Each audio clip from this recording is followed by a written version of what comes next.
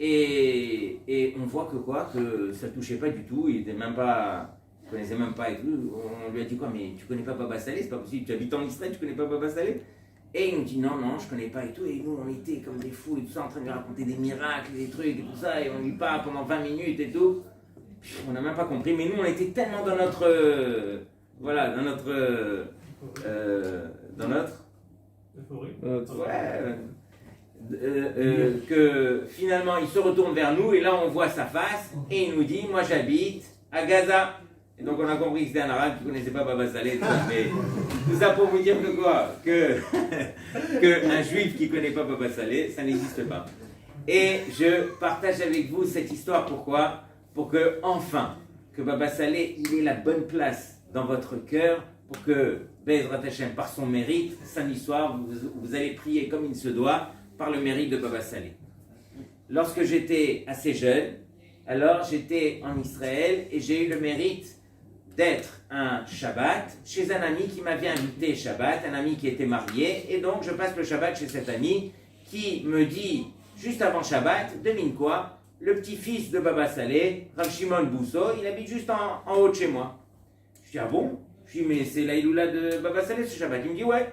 Alors je lui dis, regarde, moi je vais et je tape à sa porte, je suis obligé au moins d'aller parler avec lui, le petit-fils, au moins qu'il me raconte des histoires. Et il me dit, il parle français. Je lui dis, top, suis-moi, on va aller. On finit le repas vendredi soir, on monte, on tape, on était un peu gênés, et on lui dit, Kvodara Mechila, de vous déranger, Shabbat et tout, mais Baba Saleh, votre grand-père, est-ce qu'on peut partager des... Et il nous dit, écoutez, j'ai du monde ce soir à la maison, si vous voulez, demain après-midi, venez et ça me ferait plaisir de passer un moment avec vous. Et donc, on arrive le lendemain. Et voici que quoi? Que on tape à la porte, il nous reçoit à la marocaine comme il se doit. Salon marocain, on s'assoit, les verres de thé, les petits gâteaux, le sourire, l'ambiance. Et il nous dit, écoutez, je ne vais pas vous raconter des histoires, on ne va pas finir, mais je vais vous dire ce que moi j'ai vécu avec mon grand-père, parce que son grand-père, alors il voyageait, et à l'époque, lui, il habitait en France, et son grand-père, quand il venait en France, il venait chez lui à la maison, et il dormait même dans son lit, comme ça il nous a raconté, et donc il nous a parlé de son grand-père, il nous a raconté un petit peu les choses et tout ça, mais encore une fois, il nous a parlé des choses terre à terre, pour nous montrer un petit peu que Baba Saleh, d'abord, c'était un Ben Adam, c'était un homme. C'était pas, un miraculé ou je sais pas comment les gens l'imaginent. Et donc, il a vu qu'on était tellement avec lui, on a rigolé, on a passé un moment unique. Motzai Shabbat, il vient et c'est lui qui tape à notre porte. Et il nous dit, écoutez, je veux vous inviter, vous êtes mes invités spéciaux pour une hiloula qu'on organise uniquement pour la famille proche de Baba Saleh.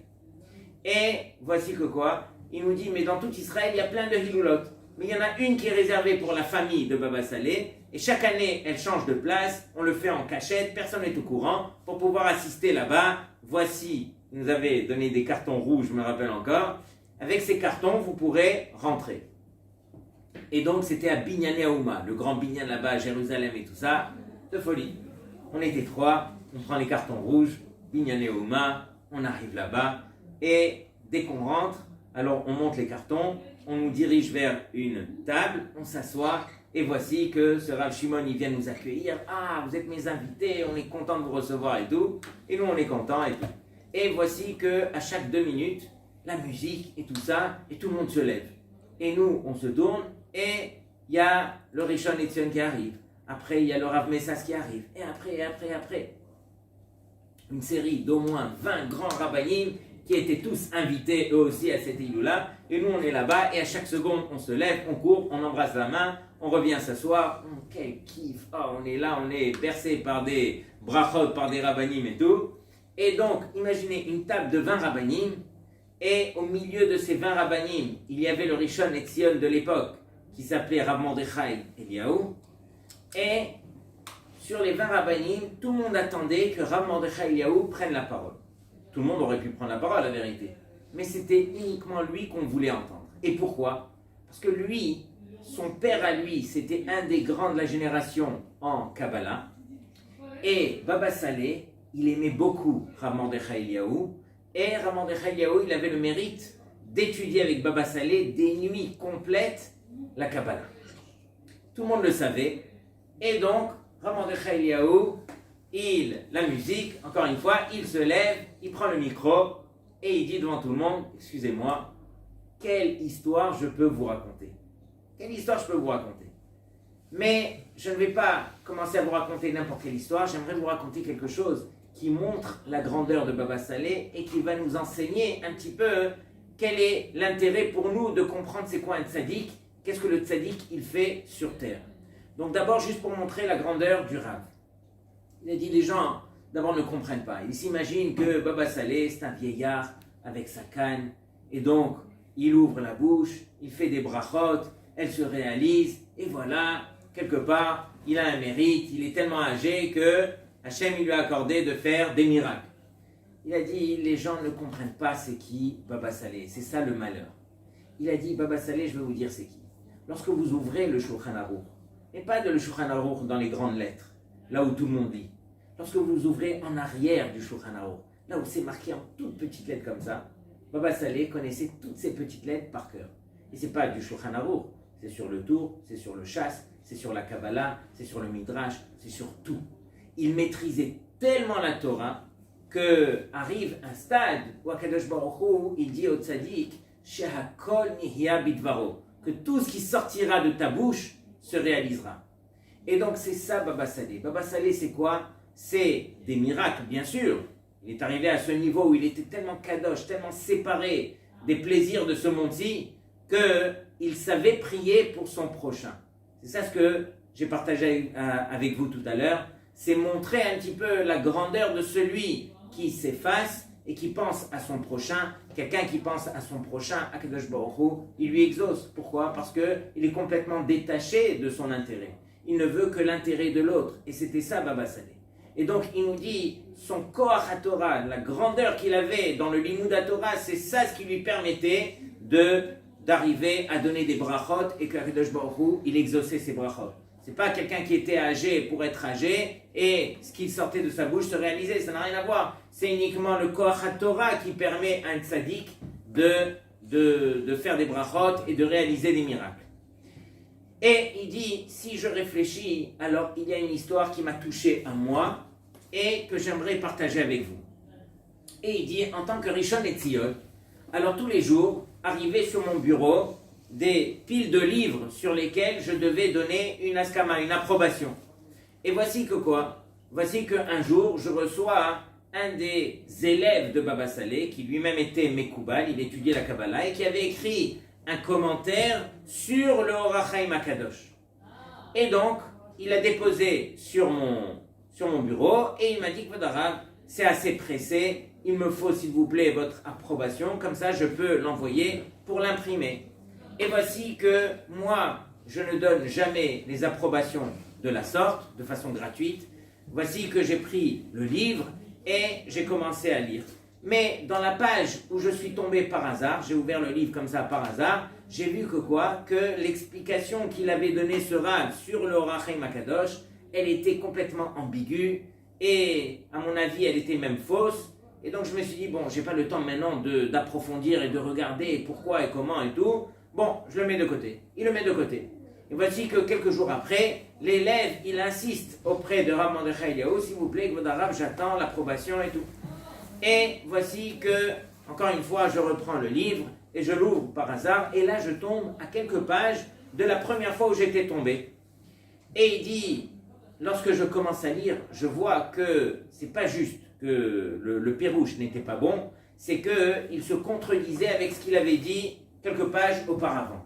Et là, je commence à lire, je commence à voir de manière profonde, et je vois que je ne peux pas donner mon approbation pour ce livre. Et donc, je le lui dis. Et voici que lui, il se vexe, et il me dit, moi, l'élève de Baba Saleh, tu ne me donnes pas l'approbation et tout. Voici que quoi? Que de ce pas, il habitait bien sûr à Jérusalem, Rav Mordechai Eliyahu, lui dit, je retourne chez mon maître Baba Saleh qui habitait à Netivot. Et voici qu'il fait 3 heures de route à l'époque pour arriver à Netivot. Et quand il arrive chez Baba Saleh était déjà à l'extérieur de la maison, il l'attendait et lui dit, tu pars de chez moi tout de suite. tu vas sur la tombe du Or HaChaim Akadosh et tu lui demandes pardon. Tant qu'il ne t'a pas pardonné, tu ne reviens pas me voir. C'est ce qu'il fait. Il est complètement surpris, il n'a même pas ouvert la bouche, que Baba Salé le renvoie. De là-bas, encore une fois, à 3 heures, il retourne à Jérusalem, Har HaZetim, là où est enterré le Or HaChaim Akadosh, et il se met à prier, à pleurer, Kvodara, pardon, tac, tac, et il entend la voix du Or HaChaim Akadosh qui le pardonne. Et voici que quoi? Que de là-bas, il était 4 heures du matin, il retourne dans la maison de Rav Mordechai Eliaou. Il arrive, il voit que la lumière est allumée, Rav Mordechai qui étudie la nuit, et donc il tape, Rav Mordechai Eliaou, il ouvre la porte et il le voit. Rav, il se met à pleurer, il lui dit, voilà, j'ai été sur la tombe du Or HaChaim Akadosh, et voici que j'ai entendu sa voix, il m'a pardonné. Rav Mordechai Eliaou, déjà, il a vu le livre qu'il a écrit, il n'était pas content. Il a dit, il a entendu la voix du Or HaChaim, il a pris pour, il devait être un petit peu dérangé et tout. Et il lui dit ok et tout, et il ferme la porte. Et voici que l'élève de Baba Salé, de là-bas encore une fois, 3 heures de route, il retourne chez Baba Salé. Baba Salé l'attendait à l'extérieur de chez lui, et il lui dit, mon fils, je sais, le Or HaChaim Akadosh t'a pardonné, et donc rentre à la maison. Il était encore avant la tfila. Il lui dit, d'abord tu vas manger, parce que là, ça faisait plusieurs fois qu'il faisait les va-et-vient, c'était vraiment une sakana de le laisser de la sorte. Et donc, il a fait rentrer chez lui, il a fait manger, et voilà comment l'histoire se termine. Quelque temps après, alors Rav Mordechai Eliaou, il vient étudier Kabbalah avec son maître, Baba Salé.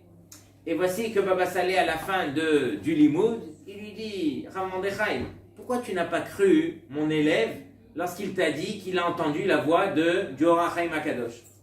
Déjà, Rav Mordechai Eliaou, il n'a même pas compris. Quoi?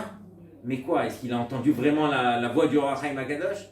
Il lui dit, mais je te dis qu'il a entendu la voix du Or HaChaim Akadosh. Il dit, la première fois quand il est venu chez moi, il était entouré d'anges maléfiques, où j'ai vu que ça concernait le Or HaChaim Akadosh. C'est la raison pour laquelle je l'ai envoyé sur la tombe. Mais quand il est revenu chez moi la deuxième fois, il était entouré du Or HaChaim Akadosh lui-même. Quand j'ai vu le Or HaChaim Akadosh, j'ai su qu'il lui avait pardonné, et c'est la raison pour laquelle, alors, je l'ai envoyé donc vers toi pour qu'il s'excuse et tout. Tout ça pour dire que quoi?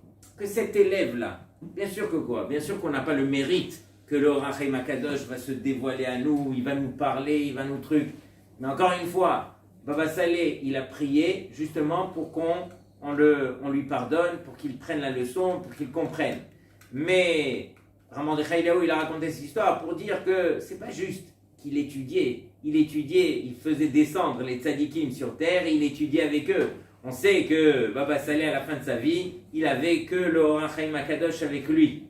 C'est avec ça qu'il étudiait, tellement que dans le Or HaChaim, on arrive à retracer un petit peu toute la Torah, chez Birtal, chez Béal Pé, tellement que cette Torah, elle est magnifique du Or HaChaim Akadosh. Tout ça pour dire que quoi? Que dans notre génération encore, il n'y a pas 150 ans, dans notre génération, quand est-ce qu'il est Niftar, Simon, Baba Salé? 1980, 82, je sais pas, un truc comme ça. 83, 86, je crois. Voilà. Alors, dans notre génération, il n'y a pas encore longtemps, regardez le niveau qu'il y avait encore sur Terre. Donc, tout ça pour dire que quoi? Que on est tous à ce niveau. On ne va pas devenir Baba Salé. On n'est pas au niveau de la Kedusha de Baba Salé. C'est pas ça ce que je veux dire. Mais on est tous à ce niveau de pouvoir nous attacher à notre niveau à la Torah. Et c'est la tâche à la Torah qui nous permet de comprendre qu'est-ce que Akadosh Baruch Hu il attend de nous. Lorsque je me retourne et que je vais prier Be'ezrat Hashem Motzai Shabbat, Bisrout Tzadik, alors je comprends que le Tzadik, lui, il s'est donné à fond pour faire la volonté d'Hachem. C'est ce que Akadosh Baruch Hu il attend de chacun d'entre nous. Que nous aussi, on puisse jouer ce rôle de Baba Salé par rapport à nous-mêmes. Que nous aussi, on joue notre rôle et qu'on s'attache à la Torah. Et c'est uniquement cette attache pour la Torah qui nous permettra vraiment de, quand on ouvrira la bouche et qu'on demandera à Kadosh Baruch Hu, d'abord pour notre prochain, qu'Akadosh Baruch Hu, il nous exauce. Donc voilà, Be'ezrat Hashem, en tout cas, je voulais partager ces belles paroles avec vous pour que, éventuellement, qu'on puisse vraiment prendre la résolution d'apprendre à prier pour son prochain et n'attendez pas, chas v'shalom, des catastrophes pour commencer à prier. Qu'on prie tous les jours, qu'on demande à Hachem, qu'on supplie à Hachem. Et vous savez, il faut qu'une prière sincère, comme Moshe Rabbeinu, un chesed sincère, pour qu'Akadosh Baruch Hu nous exauce. ça vaut la peine. On a la possibilité, on est Baruch Hashem en bonne santé, qu'on le reste jusqu'à 120 ans, mais qu'on puisse en profiter justement pour penser à son prochain.